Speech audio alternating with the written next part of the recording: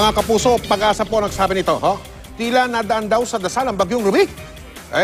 May tuturing na raw yan ngayon na ordinaryong bagyo na lang at hindi na isang super bagyo. Gayon man, hindi pa rin dapat maliitin ang dala na lakas ng bagyo rin. 190, 195 kilometro sa kada oras pa rin Pati na po yung lawak ng posibleng pinsala ng Ruby. Mula sa tanggapan ng Pag-asa sa lungsod ng Quezon, nandun mismo ngayon live si Sherry Ann Torres. Yes, Mike. Alam mo, habang nagmo-monitor kanina na ilang oras itong Pag-asa officials, ay balot sila ng pangamba dahil nga sa pinapakitang lakas nitong bagyong Ruby. Pero makalipas ang ilang oras, tila nagkaroon ng milagro, Mike. Dininig yung panalangin ng maraming Pilipino nang nasa itaas. Mga siyentipiko man tila naniniwala sa pag-aadya na may kapal sa pagbaba ng lakas ng bagyong Ruby. Mula sa 215 kilometers per hour, naging 195 kilometers per hour ang lakas ng bagyo. Habang tumatagal, lalong ihina siya. So we would expect that it will weaken until landfall, until even after landfall hanggang mag-exit siya.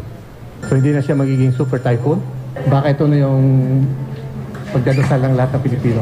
Ang scientific explanation, dulot daw ito ng hanging umiihip galing sa Siberia. Ang sabi nga natin ay divine intervention na lumakas yung hangin doon. Ngayon, pumasok ngayon yung hangin lamig, malamig na hangin doon sa system, doon sa bagyo na yon.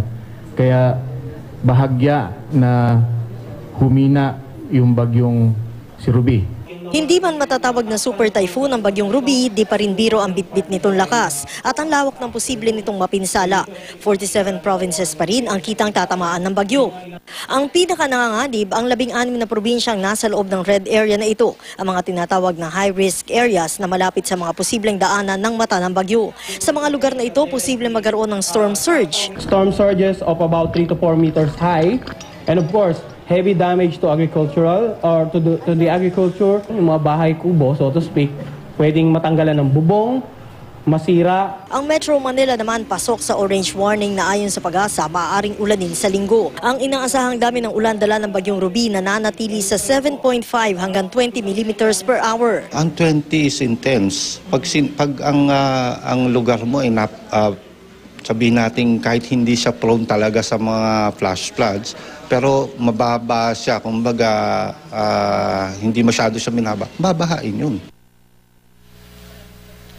Mike, sa kabila ng paghina ng bagyo, ang payo ng Pag-asa sa mga residente doon sa mga apektadong lugar, matuto pa rin na makinig doon sa advisory sa kanila kung kailangan na lumikas. Samantala, alas 11 ng gabi, susunod ang pag-i-issue ng weather bulletin dito sa Pag-asa. Mike? Ulitin natin, Mina yung bagyo pero malakas pa rin yan. Maraming salamat, Sherry Ann Torres.